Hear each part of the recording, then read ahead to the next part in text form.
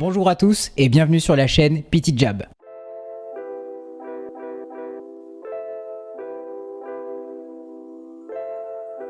PT Jab est un groupe de travail réunissant plusieurs professionnels de santé. Nous sommes majoritairement des kinésithérapeutes, mais nous avons la volonté d'être rejoints par d'autres professionnels de la santé en France. Aujourd'hui, nous avons deux objectifs principaux. D'une part, faciliter la transmission de la science vers les professionnels cliniciens. D'autre part, faciliter la compréhension de la médecine pour le grand public. Pour tout découvrir, n'hésitez pas à cliquer sur le lien qui s'affiche Et à suivre notre prochaine vidéo. N'oubliez pas de vous abonner à notre chaîne YouTube ainsi que sur nos différents réseaux sociaux. Et à bientôt sur PT Jab.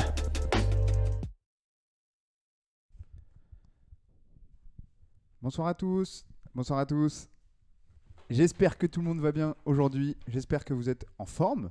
Nous, on est très en forme, on a une petite équipe réduite aujourd'hui, ne vous inquiétez pas, un petit peu moins mais toujours plus de plaisir, n'est-ce pas?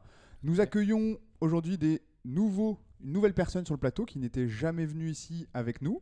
Et du coup, je vais te laisser rapidement te présenter, Guéno. Salut à tous, donc je suis Guénolé, je suis kiné à Paris dans le 16e et donc j'ai une pratique de kiné qui est exclusivement en musculo-squelettique, en kiné du sport ou en orthopédie, en traumatologie. Voilà. Ok, merci Guéno, merci de ta venue ici. Guénolé, on va parler aujourd'hui, vous le verrez un petit peu plus tard, d'épaule instable et il va nous raconter son histoire parce qu'il y a eu une petite luxation, on verra ça après. On accueille également Thibaut que vous commencez un petit peu à connaître, le pro des analogies, les pros des doggy jabs. Thibaut, peut-être tu peux nous dire un peu qu'est-ce que tu fais toi aussi comme profession? Bonjour à tous les jabbers. Bonjour Guéno, merci d'être là. Merci Pierre-Loup également d'être là. Merci à notre staff technique. Donc moi je suis kinésithérapeute essentiellement. Là je me reconvertis un petit peu dans la préparation physique. C'est un autre thème qui m'intéresse beaucoup. Et voilà, c'est essentiellement ma pratique de kiné autour des troubles musculo-squelettiques, donc beaucoup les pathologies tendineuses, musculaires, osseuses, du sportif ou du non sportif. Donc voilà pour l'essentiel. Merci Thibaut.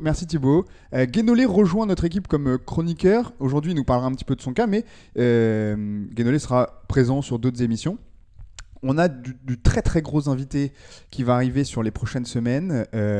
J'espère que vous allez être nombreux à nous suivre pour pouvoir les accueillir et on espère que vous serez nombreux à être là. Guénolé, c'est déjà un très gros invité. Un énorme invité. Guénolé a beaucoup de talent, peut-être qu'on pourra vous en faire. Salut à Jonix, salut à Rome SPC, bonjour à vous. Merci de passer sur le live, ça fait très plaisir de vous voir.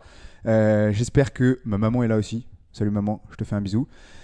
On va revenir très vite, en une petite seconde, sur les sub-goals. Du coup, c'est ce qui va nous permettre essayer de, si vous voulez nous soutenir.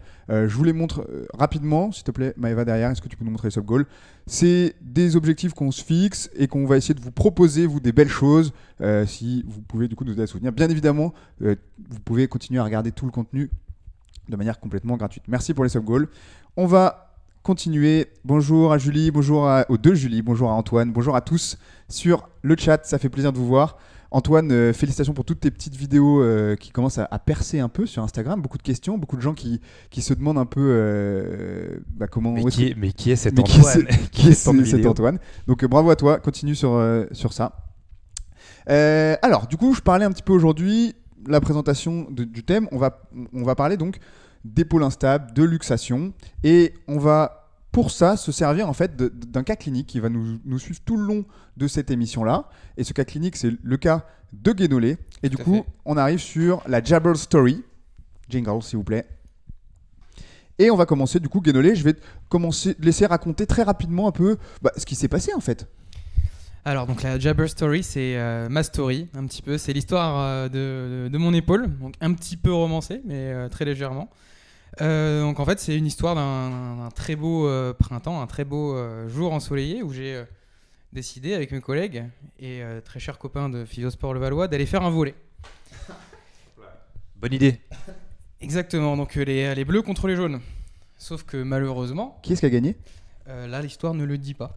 Pas l'équipe de Guénolé du coup, parce qu'on avait un blessé. Voilà, exactement, le match a été interrompu. Malheureusement, à cause d'un contact, d'un conflit avec un joueur. Donc voilà, c'est ce conflit avec type T. Tu peux nous montrer peut-être la deuxième.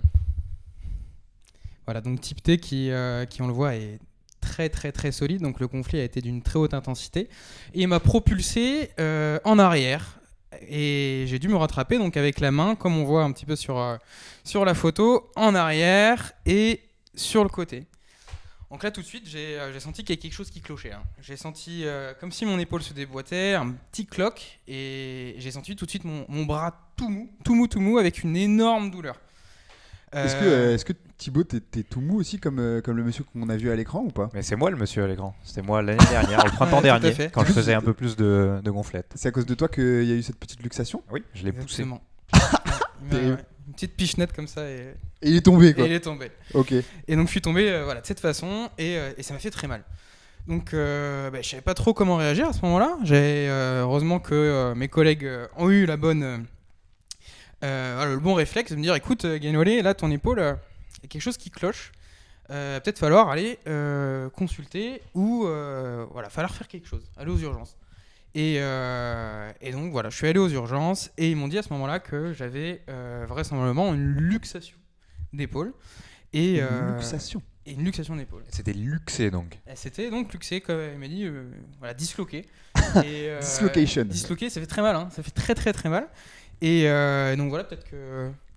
Alors, du coup, on part de cette histoire-là avec le petit Guénolé qui se prend une collision énorme avec le gros type T, ici présent, vous voyez ses muscles énormes, et qui du coup, il y a eu une luxation. Mais Thibaut, est-ce que peut-être tu peux nous expliquer, nous dire ce que c'est une luxation, et on passe sur la petite chronique du coup, tu m'as fait Anato Jabs. Ouais. Avec plaisir. Donc la luxation en quelques mots, qu'est-ce que c'est ? Là derrière, vous avez un schéma de l'épaule. C'est une vue simplifiée en gros d'une épaule de face. Donc là, ça serait à peu près ça. La luxation, en fait, ce qui se produit, c'est que la tête de l'humérus sort de ce qu'on appelle la glène, donc de sa cavité. Et il y a luxation uniquement quand ça sort. C'est-à-dire, c'est pas juste un choc, c'est pas juste je me fais mal. Pour dire il y a luxation, faut vraiment que la tête de l'humérus sorte de sa cavité. Qu'est-ce que c'est le grand truc derrière le triangle? Donc Parce que ça, là, on reconnaît bien l'os, c'est le bras, c'est ça, c'est l'humérus? Oui, exactement, l'humérus, et ça, c'est l'omoplate. Donc normalement, il y aurait les côtes devant, mais c'est une vue en 2D. Et l'omoplate est en rapport, effectivement, avec l'humérus. D'accord, ok.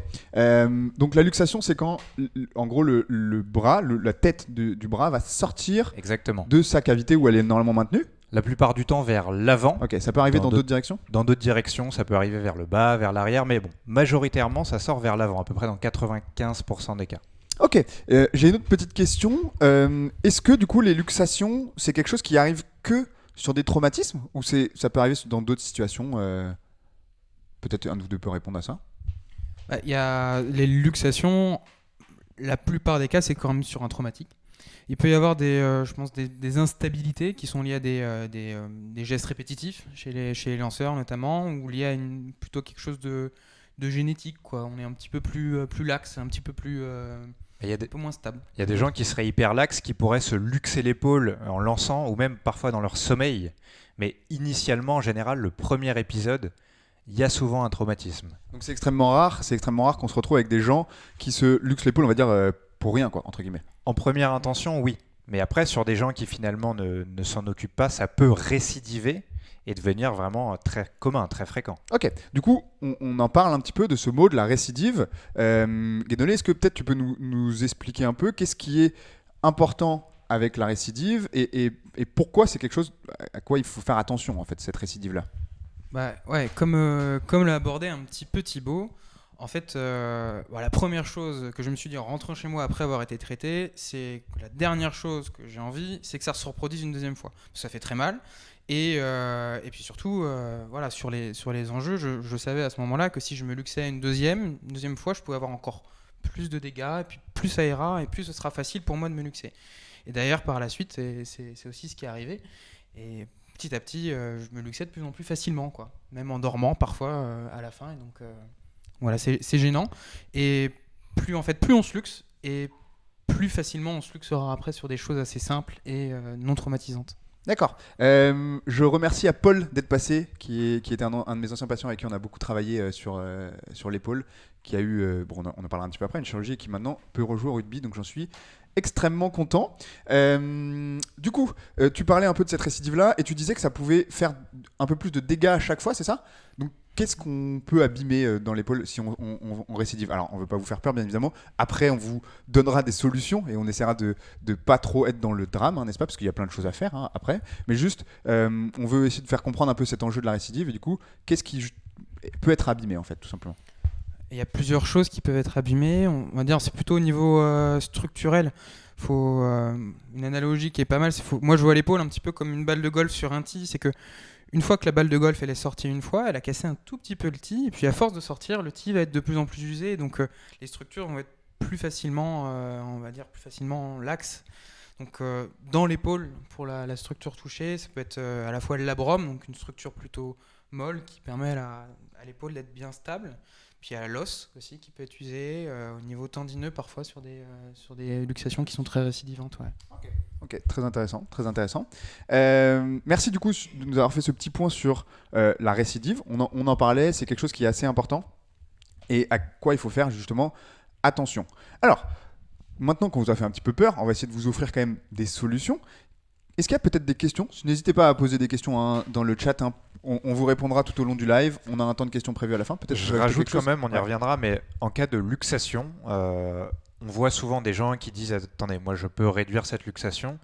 Théoriquement, si cette personne n'est pas médecin, c'est interdit. C'est-à-dire que même un kiné du sport, théoriquement ne peut pas la réduire. Donc soit elle se réduit assez facilement de manière spontanée en fait, soit c'est urgence. Et on ne prend pas de risque d'essayer de la réduire parce que là, on peut aggraver une potentielle lésion. D'accord. On entend beaucoup parler des gens qui essaient de se luxer tout seuls, qui se font, même parfois, se remettre, pas se luxer, mais qui font juste une contraction pour arriver à se remettre l'épaule en place. C'est possible ça? Oui, c'est possible. Par une contraction musculaire, ça peut recoapter l'épaule. En fait, les muscles viennent remettre la tête humérale dans sa glaine, dans sa cavité. Si ça se passe comme ça, à la limite, tant mieux, parce que du coup, la personne ne reste pas avec une épaule luxée pendant plusieurs heures. Mais sinon, en fait, les techniques manuelles, il faut essayer d'éviter de forcer. Ok. On a une petite question qui est arrivée. Est-ce qu'il y a une différence entre une luxation et un déboîtage? Est-ce que vous pouvez peut-être, Guéno, je ne sais pas si tu veux répondre. Bon, de mon point de vue, c'est la luxation, c'est juste le terme dans le jargon médical pour dire que l'épaule se déboîte. Hein. Je sais pas si. Ouais. On est d'accord, c'est exactement la même chose. Juste, j'aimerais aborder, avant qu'on passe à la suite, un peu la différence entre luxation et subluxation, parce que c'est des choses qu'on voit souvent, et peut-être vous pouvez subir des subluxations. Moi, je sais que, par exemple, j'ai des subluxations assez faciles de l'épaule, pourtant, je me suis jamais luxé. Est-ce que vous pouvez nous expliquer un peu la différence entre les deux et ce que ça implique? La luxation, c'est quand naturellement l'épaule ne se remet pas à l'intérieur de son logement. La subluxation, c'est quand ça sort et ça revient immédiatement. Donc ça peut être juste un petit clac, quoi. Ok, d'accord. Et on va dire entre guillemets la gravité est la même entre les deux, entre une luxation et une subluxation? La luxation est plus grave parce qu'elle entraîne des dégâts qui sont plus importants en termes de structure en général. Oui, on va aller plus loin en fait dans le fait d'abîmer les structures quand on se luxe, c'est ça? Voilà. Par contre, la subluxation est un signe qui peut alerter un petit peu sur une instabilité potentielle de l'épaule. Ouais. Exactement. Très intéressant ce que tu nous dis. Ouais, moi je suis l'homme flex exactement. Sachez-le, je peux me subluxer juste en mettant la petite main en l'air et en relâchant. Je sens que ça sort un peu. Et pourtant, je n'ai jamais eu de luxation. Enfin, je pense que j'en ai eu une fois. La seule fois, c'est j'ai eu mes bras qui ont fait un tour complet, tu sais, genre sans sortir. Ouais, je vois bien. Ouais. Très agréable. Très joli. Extrêmement agréable, c'est ça. C'est très beau, mais ça ne sert pas à grand chose. Je me battais avec mon frère avec des frites de piscine. Voilà, il est dans le chat, je l'en remercie, bien évidemment. Est-ce qu'on a une autre question? Peut-être. On a une remarque assez intéressante. Attention au plexus brachial. Peut-être Thibaut, tu peux nous en parler un petit peu de ça justement? Ouais, alors sans rentrer trop dans les précisions, bien mais évidemment. ça fait partie des complications auxquelles il faut faire attention. Guénolé nous a parlé avec son tee qui s'abîme des potentielles lésions du labrum ou osseuse, mais une des complications qu'on retrouve assez fréquemment en fait, c'est au moment où la tête humérale sort, ça peut venir étirer les nerfs, le plexus brachial ou le nerf axillaire, enfin d'autres. Alors, pour vous expliquer, le plexus brachial, c'est une espèce de masse, de somme de vaisseaux qui sont sanguins, nerveux et même encore d'autres choses, mais c'est pas très important, qui est un peu en avant de l'épaule. Donc quand vous vous luxez, vous pouvez juste étirer un petit peu dessus. Et ça, du coup, ça peut donner des conséquences neurologiques au niveau du membre supérieur, donc une perte de force. Tu parlais de l'épaule, du bras un peu tout mou. toi c'était très temporaire, mais il y a des gens chez qui ça peut être un peu plus embêtant. Où on peut se retrouver après avec des fontes musculaires sur le long terme de différents groupes musculaires autour de l'épaule. Parce qu'il manque d'activation à cause d'un problème nerveux, c'est ça? Donc ça, c'est une des, on va dire, des conséquences assez graves. Peut-être on va parler de l'autre conséquence qui peut exister qui est assez grave. On avait parlé de fracture, je crois, c'est ça? C'est quelque chose qu'on avait abordé ou pas forcément? Bah, on en a un petit peu parlé tout à l'heure. Dans les dégâts structurels, il peut y avoir des fractures de l'os triangle, de la scapula, au niveau de l'omoplate. Scapula, c'est le nouveau nom. Omoplate, c'est le nom un petit peu plus de répandu. l'omoplate. Donc du coup, quand l'épaule sort, ça vient un petit peu, à force, ça peut entraîner une petite fracture au niveau de cet os-là. Et puis, il peut y avoir une fracture aussi de la tête humérale quand en fait la luxation quand l'épaule sort et qu'elle vient se mettre contre l'omoplate, casser un petit peu aussi la tête. La tête humérale, c'est le bout du bras. Hein. Voilà, c'est ce que vous voyez, c'est ce qui vient s'insérer directement au niveau de votre omoplate, pour ceux qui ne connaissent pas forcément. Merci, très beau t-shirt. Ça représente, donc c'est de Demon Slayer pour ceux qui regardent. J'attends la nouvelle saison avec impatience. Alors je crois qu'on n'a pas forcément d'autres questions. Si on en a une, comment on sait si on a l'épaule luxée ou si c'est pas autre chose? Et après on passera du coup au traitement. Je pense que généralement on le sait, hein. On le sait quand on a l'épaule luxée. Hein. Je peux vous le garantir, on se pose pas trop la question. Déjà, si là on a des grosses douleurs, hein. Ça fait très mal une luxation d'épaule, clairement. On entend, ça suite à un traumatisme sur le premier épisode dans la plupart des cas, comme on disait. Et après, il y a des signes cliniques qui, quand on est examiné par un médecin ou par un kiné ou par un proche, on voit en fait l'épaule qui est une sorte de petite épaulette, en fait, une sorte de trou en dessous de l'épaule. Donc ça, c'est un signe de luxation de l'épaule aussi qui peut facilement décelable. Qui nous permet de diagnostiquer, en fait, c'est ça? Ouais, okay. Et tu parles un peu de bras mou, c'est ça? Le bras mou, c'est parce que je pense que ça fait mal. Donc okay. On a plus trop utiliser le bras, quoi. Okay. C'est plus pour ça que j'ai le bras mou. D'accord. Et il y a aussi l'idée, je crois que, on entend bien de cette idée qu'on reste très, en fait, c'est très douloureux et que c'est ça qui aussi empêche après de refaire des mouvements, de rebouger, etc. Ouais. La douleur, et je pense que vous allez le sentir si vous voyez votre épaule qui sort quand même. Est-ce qu'on peut prévenir la survenue d'une luxation? Merci Romain, on va faire du coup la transition tout de suite avec ça. Du coup, on va parler un peu déjà des traitements qu'on peut mettre en place et comment après on peut prévenir les luxations. Première chose, du coup, les premiers types de traitements que vous pouvez essayer de mettre en place quand vous avez une luxation après. Du coup, on va revenir un petit peu sur notre cas de Guénolé. Qu'est-ce que tu as pu mettre en place en premier? C'est du traitement qu'on appelle conservateur, c'est-à-dire qu'on n'a pas recours à la chirurgie.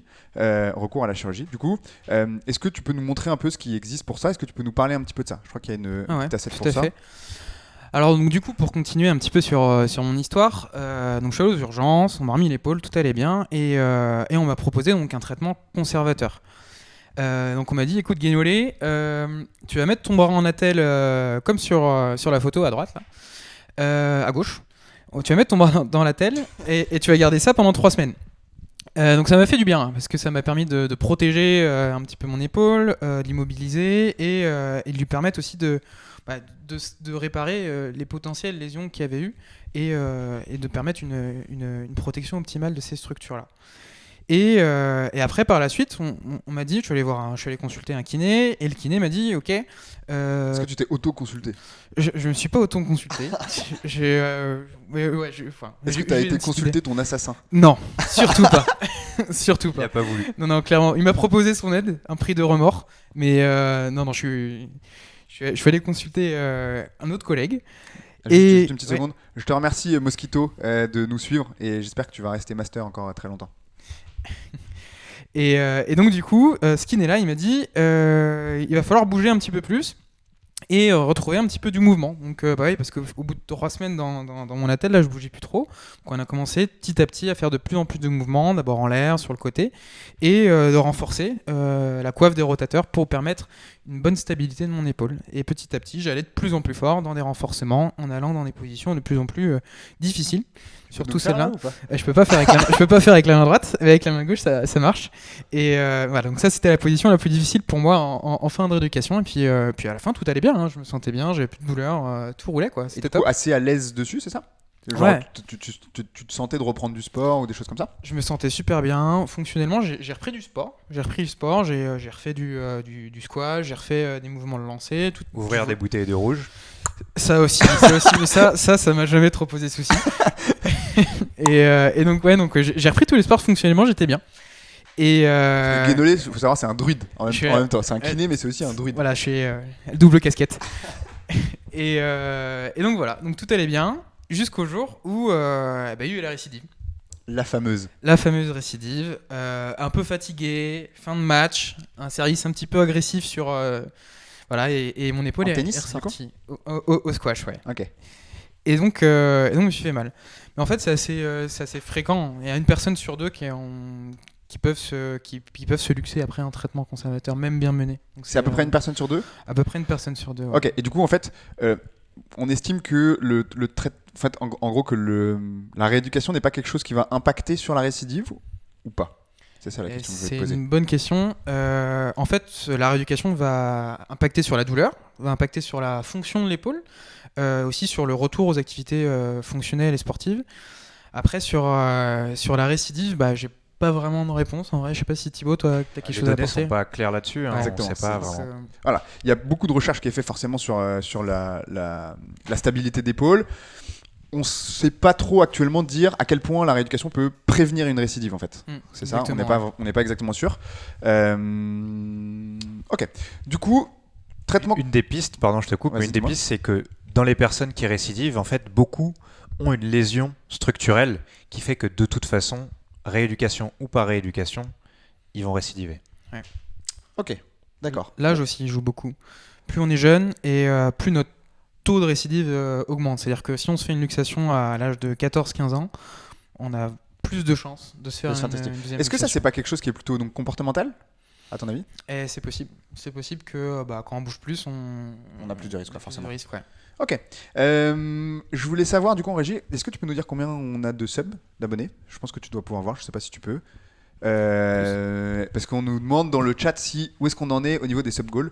Donc, on a 14, donc on n'est pas encore au deuxième sub goal, ça va arriver tranquillement. Alors, on va parler un peu de la chirurgie justement. Ah, merci Call of Paul de t'être abonné, du coup, merci à toi. Alors, est-ce qu'il y a moins de récidives après chir? On parle un peu de chir avant de répondre à vos deux questions. Donc Thibaut, je vais te laisser aborder ça. Donc, tu peux peut-être amener, du coup, suite à cette deuxième luxation, tu as décidé de te faire opérer, c'est ça? Ah ouais, tout à fait. En fait, je suis allé prendre conseil auprès d'un chirurgien orthopédique. Et il m'a dit, écoute, moi je peux te proposer une solution qui est celle de l'opération. Et parce que vu que tu t'es déjà reluxé l'épaule plusieurs fois, vraisemblablement c'est la solution qui sera la plus pertinente pour toi. Ok. Je te laisse du coup aborder un peu ce traitement-là. Qu'est-ce qu'il existe en chirurgie? Je sais que même dans le chat, on a Dave Dezad qui est dans le chat qui a eu une butée aussi justement. Donc tu peux nous en parler un peu. Qu'est-ce qui se passe? Qu'est-ce Tout à qu'on fait. fait en fait? Tu pourras peut-être même nous le décliner. Exactement. Donc Vas-y, si tu le veux. traitement conservateur ne marche pas, ou alors si le patient est finalement jeune, qu'on sait qu'il fait du rugby ou différents sports à risque, le chirurgien peut décider de faire une butée osseuse. La butée osseuse, en fait, il va venir prendre un bout d'os qui est là. Ça s'appelle... Tu me sers à rien. Tu me sers à rien. Laisse-moi me débrouiller tout seul. Ça s'appelle le processus coracoïdé. Bon, en gros, il va couper un petit bout d'os pour venir le décaler et le mettre, grosso modo, plus ou moins haut ici. Bon, c'est une vue en 3D. C'était pas en 2D, t'as dit tout à l'heure? Maintenant, c'est de la 3D.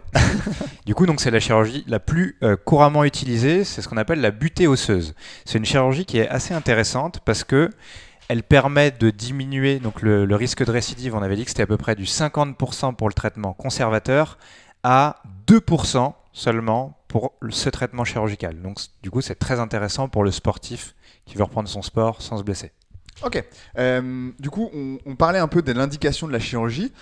Est-ce que du coup, dans quel cas en fait, il faudrait dès la première luxation se lancer directement sur une chirurgie et pas repartir sur de la rééducation directement? Dans quel cas il vaut mieux directement partir sur une chirurgie et pas passer par la phase traitement conservateur? L'idée parfois ça va être de faire gagner du temps aux patients. Donc le traitement conservateur, de temps en temps on va se dire ça sert à rien de le tenter, on va passer directement à la chirurgie.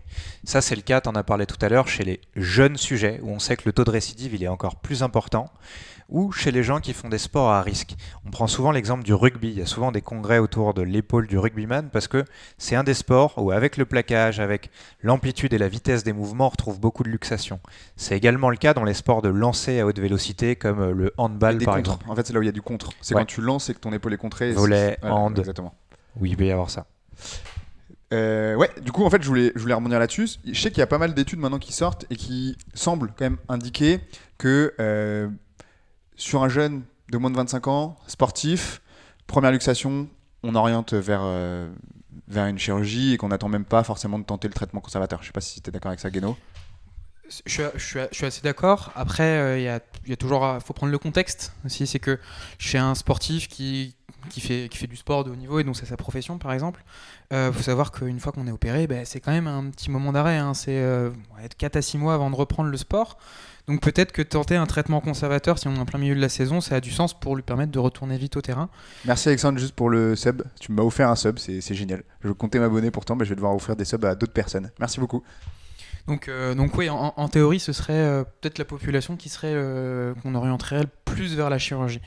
Après, il y a encore beaucoup de variables et celle du patient aussi. Bien sûr, toujours lui qui c'est choisit. ce que j'allais dire, c'est que c'est souvent une décision qui va être partagée, on y reviendra un petit peu après, entre le kiné, le patient et le chirurgien. Enfin, on aimerait bien qu'elle soit partagée avec nous parfois cette décision, parce que c'est pas toujours le cas. Pas toujours le cas.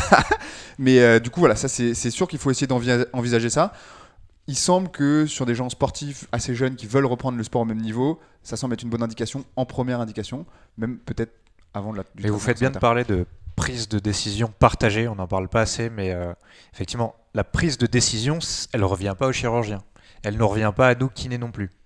Elle revient d'abord au patient, mais pour ça, il faut que le patient soit éclairé, c'est-à-dire connaisse les tenants et les aboutissants des différents types de traitements. Ça, c'est très important. Exactement. Et ça, n'oublie pas. Enfin, j'espère que ça va pas vous arriver à tous, mais vous êtes maître de votre décision. Normalement, on est censé, nous, en tant que professionnels de santé, vous apporter un peu les clés, vous montrer, que vous soyez éclairé sur le sujet, et après, vous êtes maître, vous, de votre propre décision. Il ne faut pas vous laisser pousser soit vers une chirurgie, vers un traitement conservateur. Il faut essayer de prendre toutes les décisions, toutes les informations, et choisir après en toute connaissance de cause. Du coup, voilà, très important. Donc, je pense que ça répond à ta question, Romain. Globalement, l'indication, on va pas pouvoir donner de réponse extrêmement claire. Ça va beaucoup dépendre du cas. Il semble que chez des jeunes sportifs, ça peut valoir le coup en première intention. Et après, sinon, il faut tenter une rééducation conservatrice. Et dans tous les cas, je pense que s'il y a une récidive, là, ça semble être la meilleure solution. Ouais, puis le traitement conservateur, c'est 50% de récidive, mais c'est aussi 50% de traitement qui marche, donc c'est pas rien, hein. Et puis c'est quand même beaucoup moins de temps d'arrêt de travail, c'est beaucoup moins de temps d'arrêt du sport, donc c'est aussi quand même une considération. Enfin, il faut prendre en considération ce traitement-là, c'est quelque chose qui marche aussi. Je suis assez d'accord. C'est à remettre dans un contexte social et professionnel, bien évidemment, on peut pas tous prendre du temps. Guénolé, je crois que tu as pris un peu de temps là, non ? Ouais, un petit peu. Je suis un travailleur manuel. Donc, c'est vrai. Mais tu travailles pour Petit Jab. Exactement. Donc ça, c'est bien. Exactement. Du coup, Guénolé, juste pour revenir un peu là-dessus, tu t'es fait opérer il y a combien de temps là ? Là, je me suis fait opérer il y a tout juste un mois. C'était le 6 septembre. Donc là, on est le 6 octobre. Donc tout juste un mois. Très bien. Joyeux anniversaire. Merci. Joyeux anniversaire d'opération. Ma petite butée surtout. C'est très bien. Joyeux anniversaire à la butée, c'est ça. Voilà. Du coup, tu as subi une butée. Elle se porte bien. Elle se porte très bien. Tu as subi une butée, c'est ça ? J'ai bénéficié d'une butée. Pardon, excuse-moi. Tu as bénéficié d'une butée. Alors, il faut savoir que par exemple, dans le cas de Guéno, ça peut vous arriver, une opération, et il n'y a pas de douleur, je crois, c'est ce que tu me disais un peu en off, pas de douleur, pas trop de problèmes là. Ouais, c'est vrai que c'est assez impressionnant parce que quand Thibaut nous explique ce qu'ils font dans l'épaule, on se dit ça peut faire un peu mal. Et en fait, maintenant, les prises en charge périopératoires sont vraiment très agréables. J'ai ressenti forcément un petit peu de douleur au mouvement, mais j'ai jamais été empêché de dormir, jamais été empêché de manger, j'ai toujours marché. C'était vraiment très, très, très cool, quoi. Okay. Sympa, quoi. Vin rouge non plus. Merci beaucoup, Sarah, pour l'abonnement. Merci beaucoup, ça fait très plaisir que vous nous souteniez comme ça. Très cool. Et du coup, là, est-ce que tu peux nous montrer un peu où est-ce que t'en es à un mois là ? Ouais, on va y aller doucement, mais. C'est pas mal. Ouais, c'est pas mal, hein. Très bien. Il a bien bossé, mon chirurgien, que je salue. Et ton kiné qui te rééduque aussi. Et mon kiné, ouais. Beaucoup d'auto-rééducation, c'est important. Oui, c'est très important. Ouais. Sachez que si vous allez chez le kiné, si vous avez des problèmes de santé, peu importe lesquels, ce que vous allez faire chez vous est très important, bien évidemment, parce que nous, on va vous voir partie du traitement. Exactement 1 ou 2 fois par semaine, et que du coup, en général, c'est pas suffisant sur toute une semaine entière. Donc voilà. On nous a demandé un peu quelle chance j'ai que ça m'arrive une luxation. Bon, ça, on en a parlé un petit peu au début. On peut revenir très rapidement là-dessus. Je sais pas si vous voulez dire en une phrase un peu qu'est-ce qui va provoquer plus une luxation qu'autre chose, chez quel type de personnes, etc. Sport à risque, âge jeune, hyperlaxité aussi, ça peut faire partie des facteurs de risque de se faire une luxation, mais c'est surtout vraiment le sport que vous pratiquez. Et puis malheureusement, pour la première luxation, c'est pas de chance. Souvent pas de chance. Et c'est très difficile à éviter les premières luxations. À prédire et à prévenir. Ouais. Ok. Il y a Benjamin qui nous dit, qui a subi ça et qui dit qu'il a eu lui mal pendant une semaine et que du coup il voulait le numéro de ton chirurgien. Ouais. Mais c'est vrai que je pense qu'il y a beaucoup d'évolutions aussi dans la chirurgie et c'est vrai que maintenant la prise en charge de la douleur, en tout cas moi, celle prise en charge que j'ai eue est vraiment de très bonne qualité, quoi. D'accord. Bon, bah, très bien, c'est très bien. Alors, on nous a juste posé une question sur la prévention. Est-ce qu'on peut en parler rapidement et après on passera à nos petits doggy jabs comme d'habitude. Qu'est-ce qui peut, du coup, en amont de tout, sur un sport par exemple à risque de lanceur ou un sport comme le rugby, qu'est-ce qui pourrait prévenir peut-être? Est-ce qu'il y a des protocoles qui existent? Est-ce qu'il y a des choses qui existent? Je sais que j'ai des étudiants mémoire qui ont fait leur sujet là-dessus, donc moi je vous laisse parler un peu de ça, mais... Allez, Thibaut. Ok. Donc effectivement, théoriquement, dans tous les sports où il y a un risque, on peut mettre des routines de prévention en place. Donc des routines de prévention, par exemple, pour prévenir la luxation d'épaule, ça va être du travail de renforcement musculaire pour aller travailler les muscles stabilisateurs de l'épaule, les muscles autour de l'omoplate, donc renforcement. Et également tout ce qui est travail, ce qu'on appelle proprioceptif, donc en gros du travail de stabilité de l'épaule, du travail en appui, du travail au-dessus de la tête dans les secteurs à risque. Parce que si on n'habitue jamais l'articulation à aller travailler par là, le jour où elle y arrivera en match, on risque une luxation. Donc voilà sur quoi reposent ces routines de prévention. Ouais, je rebondis là-dessus, c'est très très intéressant. C'est que souvent, dans beaucoup de clubs dans lesquels on a pu chacun peut-être travailler et suivre des équipes, il y a beaucoup de protocoles en pré-saison qui sont faits sur du renforcement qui est très souvent sur des zones qui ne sont pas forcément à risque. Et c'est vrai que c'est important d'ajouter ça dans les protocoles de prévention, d'aller placer l'épaule dans des zones, je vais mettre de l'autre côté, un petit peu plus à risque et de travailler de la stabilité sur ces zones-là. Je pense que tu es d'accord là-dessus. Tout à fait d'accord. Ouais. Okay. Tu l'avais fait dans ton premier traitement conservateur? Ouais. Et ça n'a malheureusement pas suffi. Je vais faire des petits lancers de ballon dans cette position. Et ouais, non, il était bien mené, mon traitement conservateur, je pense. Mais... Tu as fait partie des 50% qui n'ont pas eu cette chance-là. Malheureusement. D'accord. Il y a une question de Étienne. Je joue au tennis souvent. Suis-je exposé à la luxation? Bon, alors du coup, on vient de répondre un peu, mais peut-être tu peux dire une phrase. Ouais, franchement, difficile à dire. Ça dépend de ton âge, Étienne. Ça dépend de beaucoup de choses. Le tennis, ça peut être un sport à risque parce que c'est un sport de lancer. Après, c'est pas un sport de contact. C'est pas un sport de contre. Donc, je dirais que plutôt non, quoi. Hein. Ne t'en fais pas trop, quoi. Ok. Qu'est-ce que t'en penses, Thibaut? Je pense que si le joueur de tennis ne s'est jamais luxé auparavant, il a peu de chances de se luxer en jouant au tennis. Ouais. Moi, j'ai un patient très récemment, peut-être qu'il est là ce soir. Je lui avais dit qu'il s'est luxé lui sur un service, mais où il a essayé. En fait, il a modifié un peu son mouvement et c'était en fin de match. Et du coup, sur une modification de mouvement, en allant chercher un peu plus loin, un peu plus fort pour essayer de lifter un peu différemment, là, il y a eu une luxation. Donc, peut-être si vous sentez que c'est des cas exceptionnels. C'est des cas exceptionnels. C'est exactement ce que j'allais dire. C'est des cas quand même assez exceptionnels. Oui. N'oubliez pas que Antoine fait beaucoup de vidéos d'exercices. Il taguera Petit Jab sur les vidéos, sur les exercices d'épaule instable, n'est-ce pas, Antoine? Du coup, voilà. Alors, est-ce que vous nous voyez tous encore? Est-ce que le live est lancé? J'ai reçu un petit texto qui me disait qu'il y avait un petit problème, mais je crois que ça me paraît OK. Il y a Paul qui nous pose une dernière question. Après, on passera aux doggy jabs. Est-ce que c'est normal qu'après 6 mois, le deltoïde de devant reste douloureux au toucher et se durcit très vite lors du sport après une chirurgie? Est-ce qu'il y a une petite réponse, un de vous deux, à donner à ça? Est-ce que c'est normal? Ouais, il peut persister des douleurs jusqu'à 1 an après la chirurgie. Typiquement, c'est ce qui est décrit. Sur le deltoïde, oui, parce que c'est là où il ouvre en fait. Hein, donc c'est juste à proximité de la zone d'ouverture. Je pense que tu as une cicatrice devant. Est-ce que c'est normal? Non, dans l'idéal, ce serait bien que tu n'aies plus aucune douleur. Après, il peut y avoir des douleurs qui persistent. Ça ne veut pas dire qu'elle restera toute ta vie. Je pense que jusqu'à 1 an, voilà, ça peut diminuer graduellement et pour au final ne disparaître totalement. Ouais, tu peux continuer à bosser un peu sur justement cette partie-là antérieure au niveau de l'épaule, sur le deltoïde antérieur qui lui peut être un peu lésé. Il passe à travers, non? C'est ça? Ouais, c'est entre le deltoïde D'accord. et le pec. Ouais. Du coup, globalement, c'est une possibilité de continuer à travailler sur ton pectoral, sur ton deltoïde pour essayer de les rendre un petit peu moins sensibles, peut-être un petit peu plus résistants à l'effort. C'est une possibilité que tu peux avoir. Ouais. Merci à tous. Du coup, on voit tout, donc c'est parfait. Je vais du coup donner la parole à Thibaut pour la petite chronique, les doggy jabs, les petites jabs à emporter qui vous permettent d'avoir de bien synthétiser un peu tout ce qu'on vous a dit aujourd'hui. Thibaut, je te laisse ça. Très bien. Donc, que faire en cas de premier épisode de luxation ? On l'a dit, globalement, c'est les urgences. Comme ça, on va éliminer les potentielles complications. La réduction de la luxation se fera proprement, si elle ne s'est pas faite spontanément avant. Et dans tous les cas, ça peut être intéressant de passer une radio. Un petit conseil, un petit tips, tiens-moi mon micro. C'est de venir faire éventuellement Il est fort. Hein. une écharpe. Ouais. Il travaille avec Une écharpe avec le rugbyman. maillot. T'en as Voilà. déjà eu toi au rugby Ah oui, j'en ai eu pas mal. J'ai eu pas mal de luxations sur le terrain. De temps en temps, ça se passait pas trop mal, de temps en temps, moins bien. Mais donc, si on peut, on se met comme ça et on sort le joueur du terrain, on l'amène direction le bar, se boire une petite bière. On c'est attend pas dans vrai. les urgences, C'est c'est pas ça vrai. Direction les urgences. Tu lui demandes d'attraper avec le bras luxe, c'est ça avec l'autre bras. En général, ça remet le bras, ça, quand il faut Donc, attraper la bière. Urgence. Ensuite, du coup, une décision va s'offrir à vous. C'est la prise de décision partagée dont on a parlé. Donc, il faut que vous soyez conscient des différentes directions que vous pouvez prendre. Traitement conservateur, traitement chirurgical.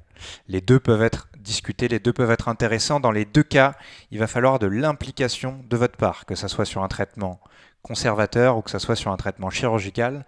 Vous allez devoir vous donner à fond dans la rééducation. Si vous n'allez pas jusqu'au bout, le problème c'est que ça ne sera pas abouti. Ne mets pas trop de pression au jabber, s'il te plaît. Pression, énorme, énorme pression. Et si c'est une récidive, là, il n'y a plus tellement de questions qui se posent. Il va falloir aller vous faire opérer. On peut quand même nuancer, ça dépend. Il y a des gens qui récidivent, ça leur fait pas plus mal que ça, ils comptent pas reprendre un sport extrême. À la limite, on peut retenter un traitement conservateur, mais en tout cas, pour quelqu'un qui voudrait reprendre son sport avec un sport un peu à risque, en cas de récidive, on va vers la butée d'épaule. Qui se fait très bien, en fait. Finalement, maintenant, c'est une opération qui est très pratiquée, très bien pratiquée. Quoi. C'est quand même derrière au moins 4 à 6 mois de rééducation. Ouais, c'est pas de anodin. je dis pas le contraire, mais le taux de réussite, comme tu le disais. Le taux de réussite est bon. Voilà, c'est pas très une bien. petite chirurgie, mais le taux de réussite est bon. Ok, très bien. Je pense qu'on a commencé à faire un petit peu le tour aujourd'hui. Alors, on a dans le chat qui est Olivier Dynamite qui nous a répondu, qui sera la semaine prochaine sur le plateau pour nous parler de Covid long et de rééducation à l'effort avec le Covid. Merci à Olivier qui passera ici du coup. Merci beaucoup Olivier, on a hâte de t'avoir sur le plateau. On a hâte de te voir ici. C'est un sujet qui est très intéressant, j'espère que vous serez nombreux à venir parce que je pense que ça va concerner pas mal de gens, nous, qu'on a déjà nous dans nos cabinets. Donc voilà. Merci Thibaut, merci Guénolé de nous avoir raconté ton histoire. Merci. Est-ce que vous pouvez peut-être mettre tous, je sais pas si vous savez faire des petits émoticônes pour applaudir Guéno de nous avoir osé nous raconter toute sa petite histoire dans le chat. C'était pas une mince affaire. Hein. C'était pas une mince affaire. Il est là alors qu'il souffre, on peut le voir. Ouais, tout à fait. C'est assez traumatisant, ça fait un moment que ça te marque et que ça impacte ton quotidien finalement. Ouais, ça fait quelques mois où c'est embêtant, où j'ai arrêté de faire des sports, que j'avais un petit peu d'appréhension, donc c'est vrai que je suis content d'avoir, j'espère. Ça te fait du bien de nous en parler. Ouais, ça me fait du bien. Ça me fait du bien. Attention à son épaule. Attention. Ok. Non, voilà. Merci à tous de nous avoir suivis. Merci pour les clap. On espère du coup vous voir la semaine prochaine, nombreux pour l'émission avec Olivier sur le Covid long. N'hésitez pas à nous suivre sur nos réseaux sociaux. On publie presque quotidiennement. On essaye de s'y mettre, d'essayer de vous proposer du contenu régulièrement. Sur Instagram, sur Twitter, on va se lancer un peu. Sur Twitter, on est encore un peu lent, mais on va y arriver. Donc surtout sur Instagram, sur notre page Facebook. Et bien évidemment, ce replay sera présent sur YouTube dès demain. N'hésitez pas à le regarder. N'hésitez pas à le proposer à vos patients. L'idée, c'est qu'on essaye de informer le plus de monde possible. Patients ou à des proches, que vous connaissez qui sont luxation à d'épaule. toute personne qui pourrait être intéressée, même qui ne pourrait ne pas être intéressée. Nous, ça nous plaît quand même. Voilà. Je vous souhaite à tous une très très bonne soirée. Et je crois que c'est Koh-Lanta là. Voilà. C'était hier, Koh-Lanta. Ah non, c'est le mardi. Eh oui. Terrible. Bon, c'est pas Koh-Lanta. Je sais pas ce que vous allez faire ce soir. Je vous souhaite à tous une très bonne soirée. Merci les Jabbers de nous avoir suivis. À mercredi Merci prochain. beaucoup. Ah non, excusez-moi. À lundi. C'est encore en live ? Oui, c'est en live. Ok, lundi prochain, Jabcast. Je reçois Guillaume Rénal pour une discussion très très intéressante sur le raisonnement clinique. Ça va s'orienter un petit peu plus sur les praticiens de santé. Mais si vous êtes intéressé, vous pouvez donc passez lundi sur Pitijab. Il y aura un podcast, en fait, tout simplement. Est-ce que l'émission Pause Santé sera disponible sur Netflix? Bien évidemment. Je suis en négociation actuellement avec Netflix. Super. Voilà, très bien. Bon allez, sur ce, les Jabbers, je vous souhaite une très bonne soirée. Salut à vous. Au revoir. Salut. Salut.